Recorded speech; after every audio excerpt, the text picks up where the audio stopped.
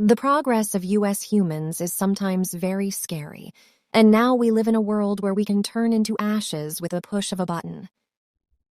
In 1961, the United States decided to overthrow the Cuban government. This action of the United States made the Cuban government ask for help from the Soviet Union.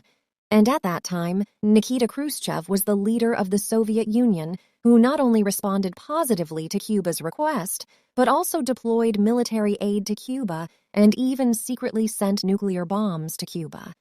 Before this incident, the Soviet Union had not responded positively to the request of any country so quickly. Since then, the conflict between these two superpowers increased day by day, until on October 16, 1962, the Americans noticed the atomic bombs in Cuba, and John F. Kennedy, the President of the United States, ordered that every ship going to Cuba be stopped and that Cuba be blockaded. In fact, stopping a ship in international waters was a declaration of war, and Khrushchev was angry when he heard this American action and sent a letter to John F. Kennedy. In that letter, he wrote that when you attack our ships in the open waters, it means that you are declaring war on us, and this can cause a nuclear war. After Khrushchev's letter, the worst period of the Cold War began, an era where the fire of nuclear war could ignite the world at any moment. Finally, John F. Kennedy replied to Khrushchev that if you want to stop the embargo on the ships, remove the atomic bombs from Cuba. He said that we don't want to fight, and these atomic bombs are only for the defense of Cuba. After these talks, the conflict intensified again. Well, dear friends, I hope you like it so far, and to see the rest of the video, please don't forget to like.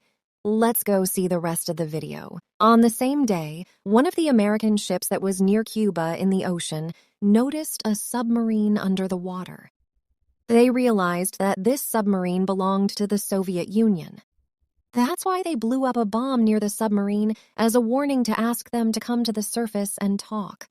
But in the submarine, due to the lack of signal and communication with the outside, they thought that the war had started and decided to shoot the atomic bombs that were under the submarine towards America. And according to the law, 3 people had to approve the firing of this atomic bomb. The submarine captain and one of the officers confirmed, but the third was not satisfied and did not accept that it was Vasily Arkhipov. And at that moment, the life and death of many people and the fate of the world was in Vasily's hands. Because if Vasily had confirmed it, an atomic bomb would have been fired at America, and then it was not known what would happen to the world. But fortunately, those 2 people could not convince Vasily, and the atomic bomb was not fired. That same night, the Soviet ambassador to America met with Robert F. Kennedy, the brother of the American president.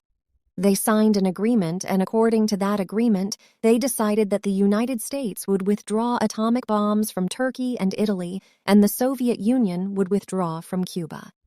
The day after this agreement, the Soviets evacuated Cuba. But if Vasily had confirmed that the atomic bomb was fired that night, many people would have died, and those who survived would have remained in a hell. After that, the people of the world considered him a hero and said that Vasily was not a selfish person. Vasily's fame reached the point where many people in the world said that he should be given the Nobel Peace Prize. What do you think now? What do you think would happen if Vasily also confirmed it? If you were in Vasily's place, would you do the same or not? Be sure to tell me in the comments. Thank you for being with me. If you liked this video, don't forget to like it, and I will be happy to subscribe to my channel to see more videos. Love you. Bye.